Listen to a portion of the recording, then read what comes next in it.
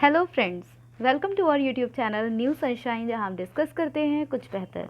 Friends, हम morning में class 4th की ईवीएस को हम देखते हैं, जहां पर हम डिस्कस करते हैं सीटेट पेपर 1 के लिए ईवीएस को। तो हम देख लेते हैं अपने आज के जो हमारे चैप्टर्स हैं उन्हें। 21 चैप्टर है खाना खिलाना। तो इस चैप्टर में बताया गया है कि मतलब क्या क्या किस तरह के लोग खाना खाते हैं और क्या होता है। तो इस चैप्टर में ऐसा कुछ भी नहीं है, लेकिन आप लोग सभी चैप्टर्स को देख पाएँ इसलिए मैंने ये चैप्टर्स इसमें रखे हुए हैं। आप इसको एक बार देख लीजिए, ठीक है। मैंने इसीलिए ये चैप्टर रखे हैं और कोई रखने का मोटिव नहीं है। अच्छा, फिर है दुनिया मेरे घर में, ठीक है, दुनिया मेरे घर में। तो ये यहाँ पर टीवी के बारे में बताया गया है कि किस तरह से हम टीवी से, रेडियो से, इन सब से हम चीज़ों को देखते हैं, सुनते हैं। पूरी दुनिया के बारे में एक जगह बैठे पता लग जाता है, ठीक है। ये है इसमें। और इस चैप्टर में भी कुछ भी ऐसा नहीं है कि जो पॉइंट हमारे देखने के, हमारे जो सीटेट है, सीटेट के लिए यूज़फुल हो, ऐसा नहीं है इसमें कुछ भी, ठीक है। तो ये था, ये देख लीजिए आप सारा, ये है।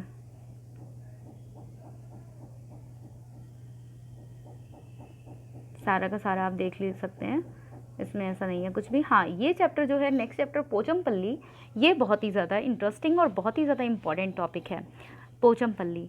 तो इसमें है क्या, देख लीजिए, ये इम्पॉर्टेंट है, यहाँ से क्वेश्चंस बनते हैं। मुख्तापुर गांव में रहने वाले वाणी और प्रसाद के घर में रंग बिरंगे धागों का ढेर लगा रहता है। उनके अम्मा, अप्पा और परिवार के सभी लोग बुनाई का काम करते हैं। यह बुनाई बहुत ही सुंदर और अपने आप में अनोखी होती है। उनका गांव तेलंगाना राज्य के पोचमपल्ली कस्बे में है। तो पोचमपल्ली कहाँ है, सबसे पहली बात ये, तो ये तेलंगाना राज्य में है। यहाँ ज़्यादातर परिवार बुनकर हैं। तो पोचमपल्ली में ज़्यादातर जो फैमिलीज़ हैं वो कौन हैं, बुनकर हैं। इसलिए इस बुनाई को पोचमपल्ली नाम से पहचाना जाता है। तो इसलिए ये जो बुनाई है, जो ये बुनकर बुनाई करते हैं, उसे पोचमपल्ली के नाम से जानते हैं, ठीक है। अच्छा, नेक्स्ट है, इन गांव के लोग बहुत पुराने समय से ये काम कर रहे हैं बुनाई का, ठीक है। अच्छा, ये है लिखा हुआ नीचे, देखिए। इसी तरह अन्य पारंपरिक व्यवसाय जैसे कालीन बनाना, खिलौने बनाना, इत्र बनाना इत्यादि पर, मतलब ये जो है, ये सारे क्या हैं, पारंपरिक व्यवसाय हैं, ठीक है। आगे देखते हैं, ये दिखाया जा रहा है कि किस तरह पोचमपल्ली जो साड़ी होती है वो बनाई जाती है, ठीक है। अच्छा, तो ये है सारा का सारा, बनाई कैसे जाती है ये देख लेते हैं। अप्पा पोचमपल्ली से धागे की लड़ियाँ लाते हैं, ठीक है, पोचमपल्ली जगह है, बताया था। अम्मा लड़ियों को उबलते पानी में डालकर उनकी गंदगी और धागा धोती हैं। फिर सब मिलकर धागों को सुंदर रंगों में रंगते हैं और सुखाकर उनकी गट्ठी बनाते हैं। धागे की गट्ठियाँ करघे पर लपेटी जाती हैं, फिर इनसे कपड़े बुने जाते हैं। रेशम का धागा हो तो रेशमी कपड़े, साड़ियाँ और चादर, सूट आदि बुने जाते हैं। सूती धागे से भी साड़ियाँ, कपड़ों के थान और चादरें बुनी जाती हैं। करघे में कई सुइयाँ होती हैं। डिज़ाइन के हिसाब से सुइयों का नंबर घटता बढ़ता है। कारीगर चमकदार रंगों की बहुत ही सुंदर पोचमपल्ली साड़ी बनाते हैं और इन कारीगरों ने अपनी इस कला से इलाके का नाम दुनिया भर में मशहूर कर दिया है। खतरे में कला, ये क्या है? तो ऐसी साड़ी बुनने के लिए अच्छी कारीगरी चाहिए। इसके लिए कई दिनों तक कड़ी मेहनत करनी पड़ती है। फिर भी साड़ियाँ सही दाम में बेचना बहुत मुश्किल होता है। रेशम लगातार महंगा होता जा रहा है। बड़े दुकानदार बुनकरों को तो साड़ी का बहुत ही कम पैसा देते हैं। जो बड़े दुकानदार होते हैं वो बुनकरों के लिए बहुत कम पैसे देते हैं, खुद वो बहुत बड़ा चढ़ाकर बताते हैं। इसलिए कई बुनकर यह काम छोड़ रहे हैं। वे अपना गांव छोड़कर बड़े शहरों में मजदूरी करने जा रहे हैं। इस समस्या का कुछ हल निकालना चाहिए। बरसों पुरानी बुनकरों की यह कला कहीं धीरे धीरे खो ना जाए, ठीक है। यहाँ देख लेते हैं, इसमें कुछ भी नहीं है, जहाँ पर जो पॉइंट होगा आपको वो बताया जाएगा, ठीक है। अच्छा, ये यहाँ देखने की चीज़ है, ये देखिए कि पोचमपल्ली की तरह भारत के कई इलाकों में कुछ खास चीज़ें बनाई जाती हैं। इन चीज़ों के नाम उस इलाके के नाम से ही मशहूर हो गए हैं, जैसे कुल्लू की शॉल, ठीक है, मधुबनी पेंटिंग, असम की सिल्क, कश्मीरी कढ़ाई, ये सब चीज़ें जो है ना, ये फेमस है वहाँ की, ठीक है। तो ये बताया गया इसमें। फिर बात है दूर देश की बात, ठीक है। ये चैप्टर पढ़ते हैं, इस चैप्टर में बीच बीच में कई सारे पॉइंट देखने को मिलेंगे।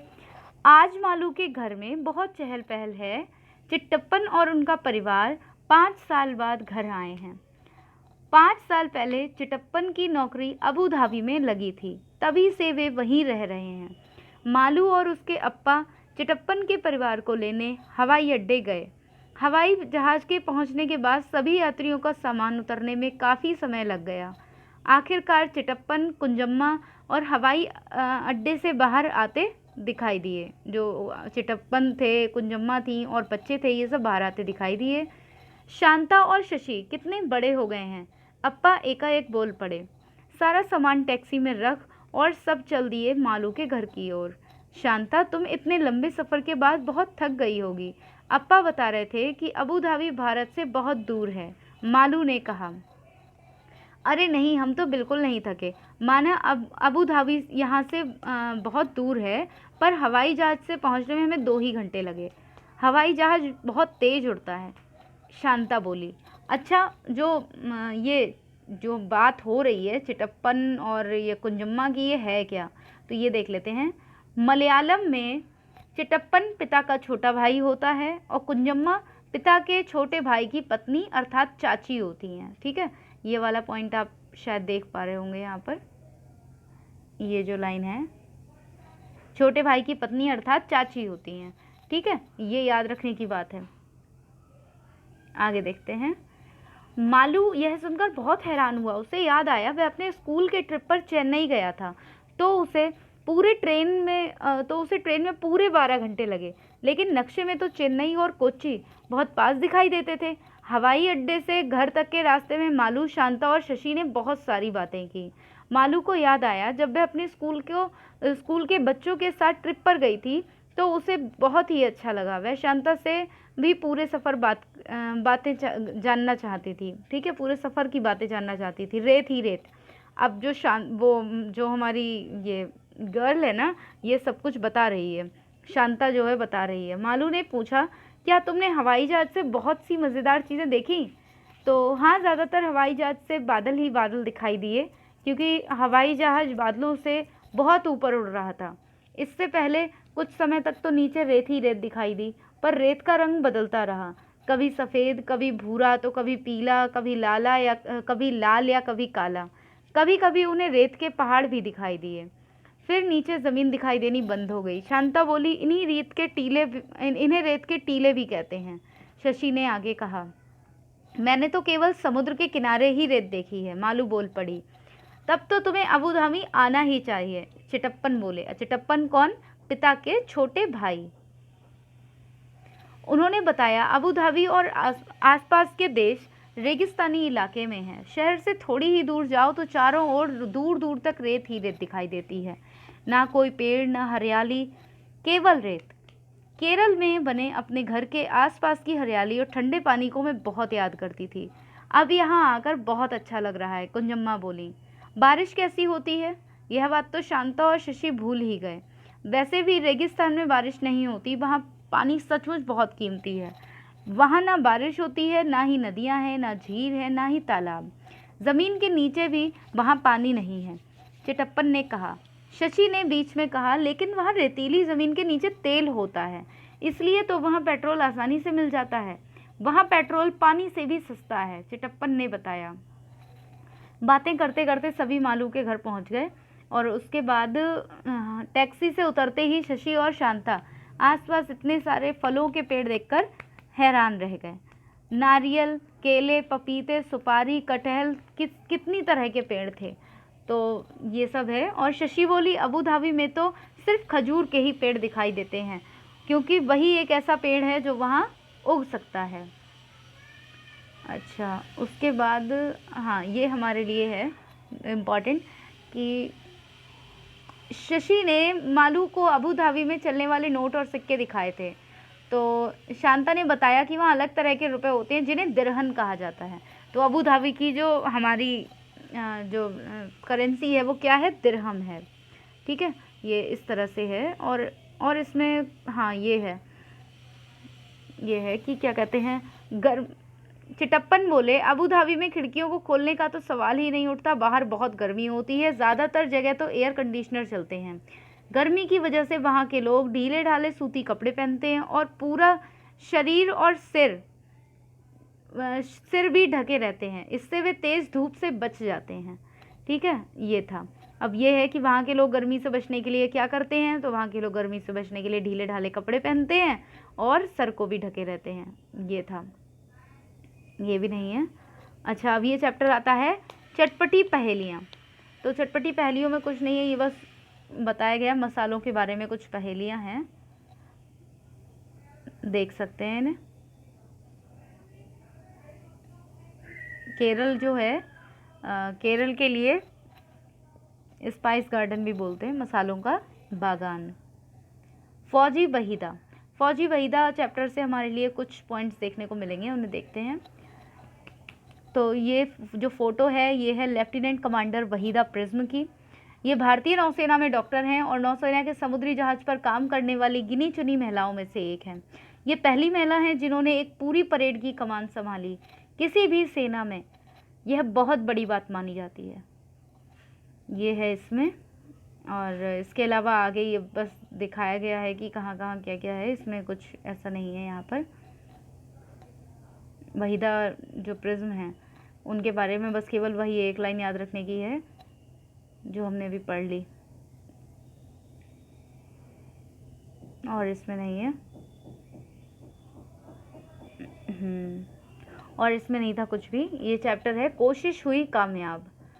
तो इसमें कहानी एक बताई गई है कि जो चुस्किट है, तो चुस्किट के लिए बहुत ख़ास दिन है, इतना ख़ास कि उसे रात को नींद भी नहीं आई। जानते हो, चुस्किट 10 साल की हो गई, आज पहली बार स्कूल जा रही है। इतना कितने सालों से वह इस दिन का इंतज़ार कर रही थी। स्कूल चुस्किट के घर से बहुत ज़्यादा दूर नहीं था। वहाँ पहुँचने के लिए बस बड़ी सड़क से होकर झील के साथ साथ चलते जाओ। पॉपुलर के पेड़ पास से झील पार कर लो, फिर थोड़ी सी चढ़ाई और पहुंच गए स्कूल। लद्दाख के स्किटपो पुल गांव के सभी स्किटपो पुल जो है वो गांव के सभी बच्चे ऐसे ही स्कूल पहुंचते हैं, बस चुस्किट को छोड़कर, क्योंकि चुस्किट क्या है, चुस्किट अपाहिज है। ठीक है, पैरों से विकलांग है, वो टांगें उसकी खराब हैं। तो चुस्किट की एक कुर्सी बनाई गई। चुस्किट का पूरा दिन खिड़की के पास बैठी ड्राइंग बनाती रहती थी। उसकी माँ अम्माले कहते हैं, ठीक है, और पिताजी के लिए आबाले।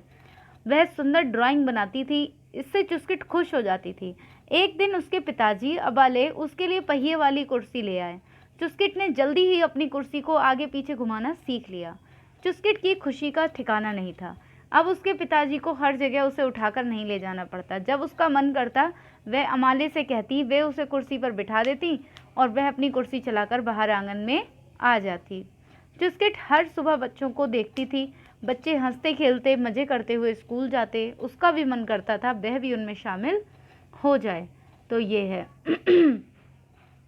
तो यहाँ पर जब उसने अपने दादाजी से कहा, दादाजी को मेमेले कहते हैं, जब उसने अपने दादाजी से कहा तो दादाजी ने कहा तुम्हारे पैर खराब हैं, तुम कैसे जाओगे। तो अब यहाँ से हम पढ़ते हैं एक उपाय। अब्दुल चुस्किट के घर से चला गया, परंतु उसके बारे में सोचता रहा। उसने एक बहुत बढ़िया तरीका सोचा चुस्किट को स्कूल पहुंचाने का। फिर क्या था, वह हेडमास्टर साहब को और सब अध्यापकों के पीछे पड़ गया, अपनी ही बात मनवा कर रहा।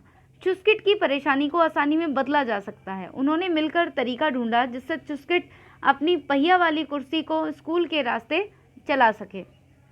अच्छा, अब चलाएगी कैसे, क्योंकि रास्ता तो बहुत ऊबड़ खाबड़ है। इसके लिए ऊबड़ खाबड़ रास्ते को समतल करना था।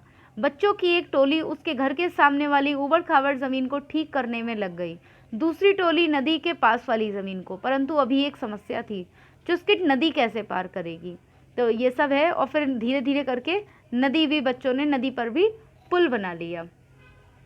तो ये है, और इस तरह से जल्दी ही ये सब तैयार हो गया और स्कूल जाने के लिए अब वो बिल्कुल पूरी तरह से तैयार थी। और ये मतलब एक पिक्चर दिखाई गई है बस ऐसे ही। ठीक है, तो बस यही था इस चैप्टर में। हमने जो चैप्टर्स देखे हैं उनमें बस यही था, और आज के लिए सिर्फ इतना ही। और यहाँ पर हम क्लास 4th की जो हमारी EVS है, हम उसकी बुक को भी कंप्लीट कर चुके हैं। कल आपके लिए पूरा इसका बुक रिव्यू देखने को मिलेगा, और साथ ही साथ आपको हैंड रिटन नोट्स भी मिलेंगे। ठीक है, हैंड रिटन नोट्स, और पूरा बुक रिव्यू कल आपको देखने को मिलेगा। अगर चैनल को अभी तक सब्सक्राइब नहीं किया है तो चैनल को सब्सक्राइब करके बेल आइकन को प्रेस कर दीजिए ताकि आने वाली वीडियोस की नोटिफिकेशन आपको मिल सके।